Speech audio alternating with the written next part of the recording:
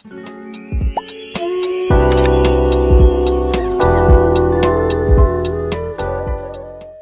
को प्रणाम। डे 89 हमारी भावी पीढ़ी और उसका नव निर्माण के अंतर्गत हम लोग स्वाध्याय कर रहे हैं कि अपनी भावी पीढ़ी, अपने नन्हे नन्हे बच्चों का कैसे विकास करें, कैसे उनमें उनका नव निर्माण करें, उनके गर्भकाल में या गर्भावस्था में या गर्भ के बाद शैशव काल में, किशोरावस्था में हम अपने बच्चे को किस तरह का निर्माण करें, उनकी किस तरह से उनको प्रेरित करें कि उनका जीवन जो हो एक सुखद हो और एक सभ्य नागरिक का हो। इसी के अंतर्गत आज हम लोग स्वाध्याय कर रहे हैं जो शीर्षक है नन्हे शिशुओं की प्रकृति का अध्ययन कीजिए। इसी में आगे देखते हैं। स्मरण रखिए कि प्रत्येक बच्चा किसी विशेष क्षेत्र में अनुपम है। इस क्षेत्र को खोज निकालने से चीर दूर होती है। बच्चे का मजबूत पहलू खोज निकालिए, उस क्षेत्र में वह सदैव विजयी होता है। ऐसे बच्चे को ऐसा अवसर दीजिए कि उसकी छिपी हुई शक्ति को निकलने का मौका मिले और वह अपने क्षेत्र में मजबूत बने। कितने ही शिशुओं का मानसिक एवं भावात्मक वातावरण इतना नीचा होता है कि वे अपनी शक्तियों को विकसित नहीं कर पाते। ऐसे बच्चे प्रायः शारीरिक विकास में भी पंगु रह जाते हैं। फिसड्डी बच्चों में शारीरिक रोग तो होते ही हैं, किंतु उनमें संगति का भी कम प्रभाव नहीं होता। जब बालक में मानसिक न्यूनता होती है तो उसकी बुद्धि मंद पड़ जाती है। तब शारीरिक दुर्बलता उसके पिछड़ने का एक सहायक कारण हो जाती है। ऐसे मंद बुद्धि के बालकों को बड़ी सहानुभूति से पढ़ाने की आवश्यकता है। इनके लिए एक पृथक कक्षा होनी चाहिए और प्रत्येक बालक पर पृथक पृथक ध्यान देना चाहिए, जिससे प्रत्येक क्षेत्र की न्यूनता पूर्ण हो जाए। सहानुभूति, जिम्मेदारी एवं प्रशंसा से हम कितने ही मंदबुद्धि बच्चों को पूर्ण मनुष्यत्व प्राप्त करने में मदद कर सकते हैं। इस तत्व का ध्यान रहे कि बच्चे की हिम्मत सदैव बढ़ती रहे, उसे निरंतर प्रोत्साहन, उत्साह, सहानुभूति मिलते रहे। स्कूल में घर जैसा वातावरण बन जाए।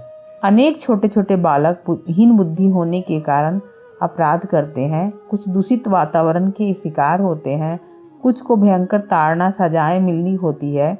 अतः उनकी प्रेरणा निंदनीय कामों की ओर जाती है। शरारती बच्चों में यही छिपी हुई अव्यक्त क्रियाएं प्रकट हुआ करती है। अपराधी बच्चों की अन्य शक्तियां प्रायः अत्यंत विकसित होती है, जिनकी पर्याप्त वृद्धि द्वारा उनका यह स्वभाव दोष मूल से मिटाया जा सकता है। यहाँ बताया जा रहा है कि हमारे बीच भी कई प्रकार के बच्चे होते हैं। कोई मंद बुद्धि के होते हैं, कोई अपराधी प्रवृत्ति के होते हैं, कुछ शारीरिक रूप से कमजोर होते हैं, कोई मानसिक रूप से कमजोर होते हैं। इनके लिए अलग कक्षाएं चलाई जाए। इनको मतलब अलग अलग एक एक बच्चा पर ध्यान देनी चाहिए, क्योंकि हर व्यक्ति, हर बालक विशेष है। किसी न किसी में कोई ना कोई खासियत होती है, तो हमें उन खासियतों पर ध्यान देना चाहिए, उनकी विशेषताओं पर ध्यान देना चाहिए कि वो बालक किस क्षेत्र में आगे जा सकता है, अच्छा कर सकता है। अभी हम लोग देखते हैं ओलंपिक में प्रायः जो पहले ओलंपिक हुआ करता था, कहा जाता था कि बिल्कुल मानसिक और शारीरिक रूप से जो आत्मबल से परिपूर्ण होते हैं वही इस खेल को खेलते हैं और जीत सकते हैं। लेकिन अब हम लोग देखते हैं पैरा ओलंपिक मतलब यानी कि दिव्यांग लोग भी हैं जो अपनी मनस्थिति को मजबूत करके अपनी शारीरिक अक्षमता को दरकिनार करते हुए कितने सारे मेडल जीतते हैं। और उनके लिए पैरा ओलंपिक हम लोग देखते हैं होता भी है, और उसमें कितने अच्छे अच्छे जो खिलाड़ी हैं हम लोग उनका नाम से जानते भी और वो जीतते भी हैं। और कई ऐसे भारतीय खिलाड़ी भी हमारे यहाँ भी है। तो क्या हुआ, इनका जो शुरू से इनकी जो विशेषताएं थी, अपने अंदर की वो प्रतिभा थी, वो उनको पहचाना गया और उसमें उनको बढ़ाया गया। और फिर आगे चल के यही बच्चे जो है अच्छा जीवन में किए और प्रेरित हुए, और देखिए आज हमारे भारत का नाम रोशन कर रहे हैं। दिव्यांग में अगर देखा जाए तो हमारे कई ऐसे वैज्ञानिक भी हुए हैं जो एकदम मानसिक रूप से अक्षम है, लेकिन उनकी अंदर की चैतन्य शक्ति इतनी जगी होती है कि जिसके आगे उन्होंने शारीरिक और मानसिक कमजोरियों को भी धत्ता बता दिया।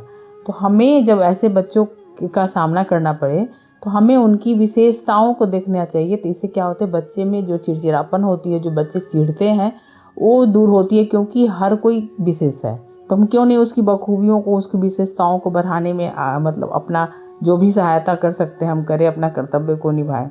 बच्चे का भी हमारी तरह एक व्यक्तित्व है, अतः जिस कुटुंब में बालक बड़ा होता है उसका प्रभाव उसके विकास पर अधिक पड़ता है।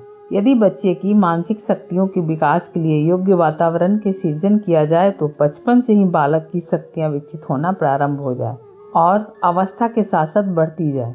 जिन जिन मानसिक शक्तियों के अनुकूल संगति और परिस्थितियों में बच्चा रहता है, वे शक्तियां उसमें उत्पन्न होती तथा विकसित होती हुई दिखाई देती है।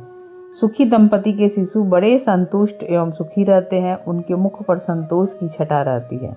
बच्चे ढीठ तथा जिद्दी अधिक प्रेम के कारण हो जाते हैं। अतः प्रेम करते समय संयम, सीमा तथा उचित अनुचित का सदैव ध्यान रखना चाहिए।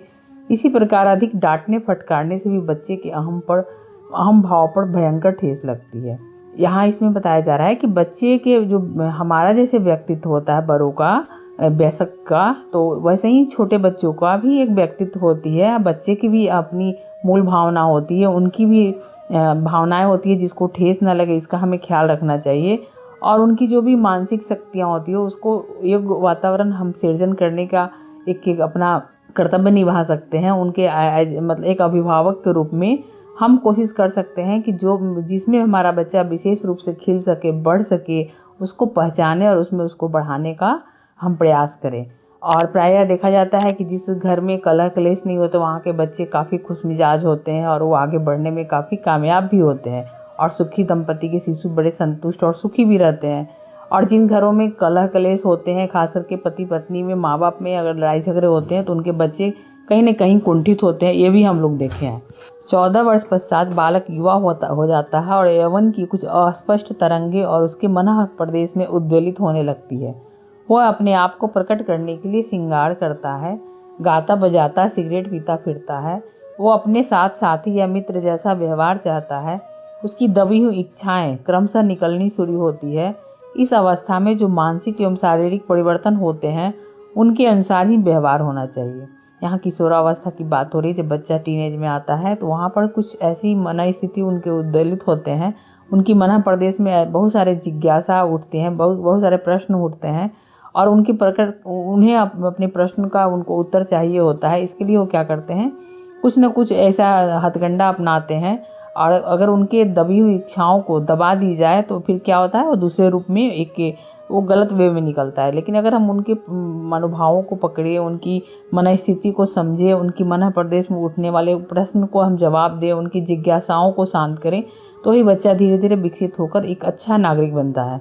लेकिन जब उसको हम नहीं उसकी मन स्थिति को जानते, उसकी मन की भावनाओं को नहीं समझते हैं, खास करके इस उम्र में किशोरावस्था में, तो बच्चा का फिर वही धीरे धीरे इच्छाएं जो है दमित होने लगती है और वो दूसरे रूप में दमित होकर निकलती हैं।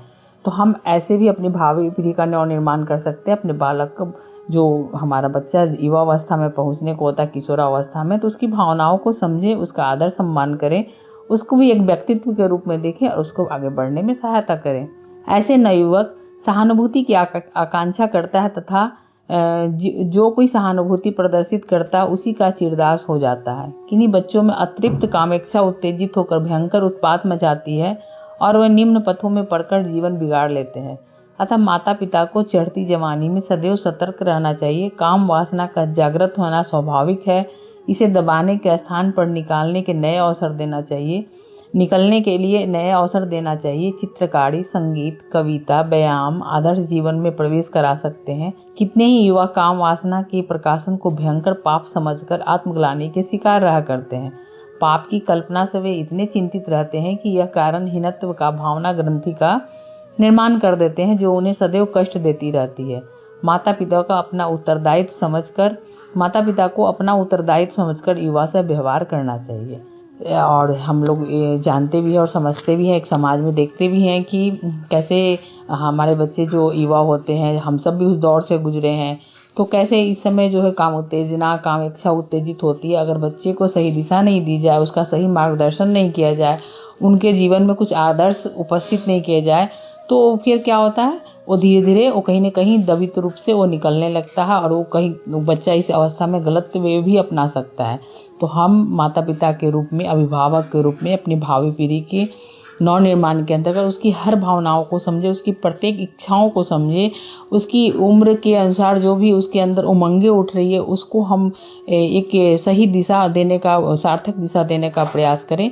उसके हम जो हेल्प कर सकते हैं वो करें। तो इससे हमारा जो भी भावी पीढ़ी है उनके नव निर्माण में बहुत ही सहायता मिलेगी और जो भी है एक सभ्य बालक बालिका जो भी एक सभ्य नागरिक बनेंगे और हमारे राष्ट्र के लिए एक बहुत बड़ी ये सेवा होगी। तो हम ऐसा क्यों ना करें कि हम अपने बच्चे को, अपने नन्हे बच्चे जो है उनकी प्रकृति को समझें और अभिभावक के रूप में उनको बढ़ने में सहायता करें। सभी को प्रणाम। अब हम लोग नेक्स्ट डे मिलते हैं। Thank you.